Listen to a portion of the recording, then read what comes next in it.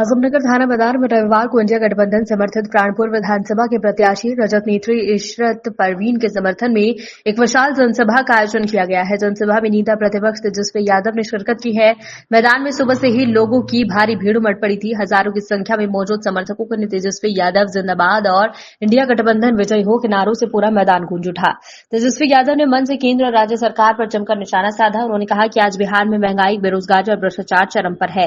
जनता बदलाव चाहती है और वो बदलाव इंडिया गठबंधन लेकर आएगा। उन्होंने इशरत परवीन को जनता की सच्ची प्रतिनिधि बताते हुए कहा, ये चुनाव जनता की आवाज और विधानसभा तक पहुंचाने का है। कार्यक्रम में विकासशील इंसान पार्टी वीआईपी और प्रमुख और उप मुख्यमंत्री पद के दावेदार मुकेश सहनी भी मंच पर मौजूद रहे। उन्होंने भी महागठबंधन की एकजुटता का संदेश देते हुए कहा कि हम सब एक साथ हैं और जनता के हक की लड़ाई मिलकर लड़े। और आजमनगर से आए हुए सभी हमारे बुजुर्ग अभिभावकों को, सभी हमारी माताएं बहनों को, नौजवान युवा साथियों को, आपको तेजस्वी अभिनंदन करता है, आपका स्वागत करता है। पूरे प्राणपुर विधानसभा से आए हुए सभी जनता जनार्दन को आदाब, सलाम और प्रणाम है। और बड़ी खुशी की बात है, कई सालों के बाद प्राणपुर विधानसभा से राष्ट्रीय जनता दल चुनाव लड़ रहा है। जहां तक मुझे याद है 2010 में राष्ट्रीय जनता दल जो है चुनाव लड़ा था और ठीक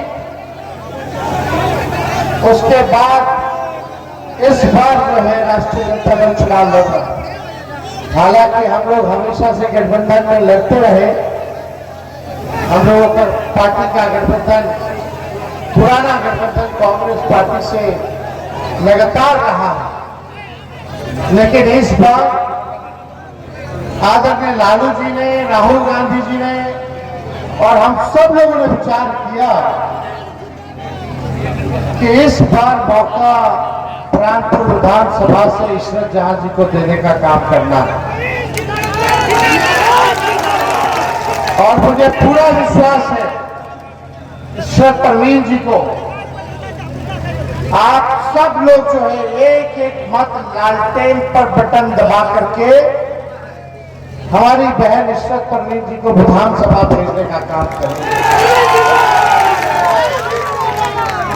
और मुझे पूरा विश्वास है कि इशरत परवीन जी आप लोगों की सेवा। बीएसपी पार्टी के अध्यक्ष मुकेश सहनी जी उपस्थित हैं। हमारे नेता, पार्टी के राजद के नेता कारी सोहेल साहब उपस्थित हैं।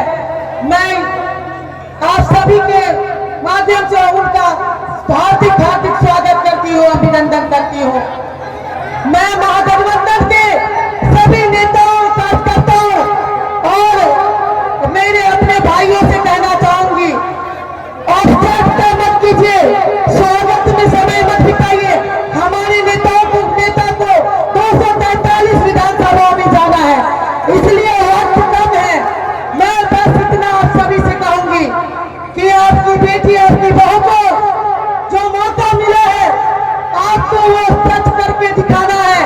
जो विश्वास हमारे नेता ने, राष्ट्रीय अध्यक्ष लालू प्रसाद यादव जी ने, हमारे नेता तेजस्वी प्रसाद यादव जी ने जो विश्वास आपकी बेटी को करते हुए उसको टिकट देने का काम किया, उस विश्वास को जीत में परिवर्तित करके रिटर्न करने का सब पर हाथों में है। मैं आप सभी हमारे आम आवाम से आग्रह करूंगी कि अपनी बेटी और अपनी बहू को एक जो है मौका दीजिए। हमारे नेता पूरा बिहार, हमारे नेता तेजस्वी प्रसाद यादव जी को टकटकी लगा के देख रहा है। आने वाला 11 तारीख को पूरा बिहार की जनता इसको तय करने जा रही है और 14 तारीख को ये निर्णय पूरे बिहार का आने वाला है कि हमारे तेजस्वी प्रसाद यादव मुख्यमंत्री बनने वाले हैं। जनता ने अपने दिल में ठान लिया है, इसमें कोई किंतु परंतु की जरूरत नहीं है। मैं आप सभी भाइयों से कहना चाहूंगी, राजवंशी भाइयों, आपके अधिकारों के लिए आज 25 सालों से 30 सालों से जो परेशान हो रहे हैं,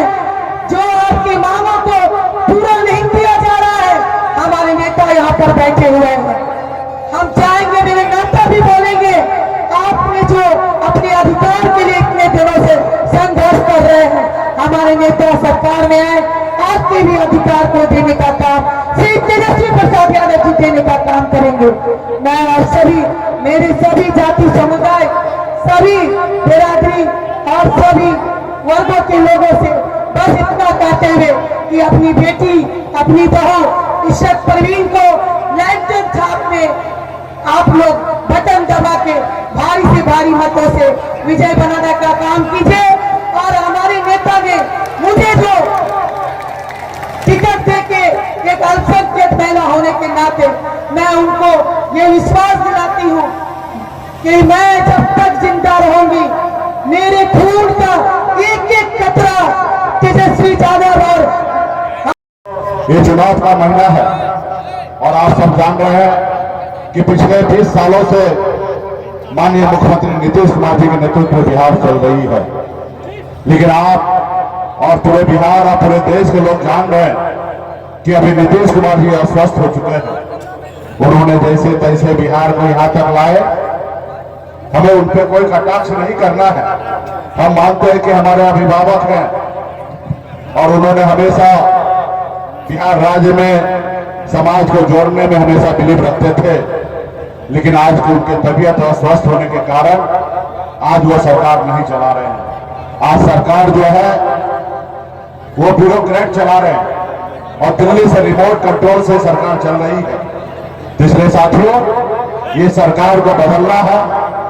आप गांव में चले जाइए, कोई थाना में चले जाइए, सीओ के ऑफिस में चले जाइए, बगैर पैसे लिए हुए कोई भी काम नहीं हो रहा है। और बिहार में जो उनके साथ है वो भाजपा, भारतीय जनता पार्टी, वो नफरत की राजनीति करती है।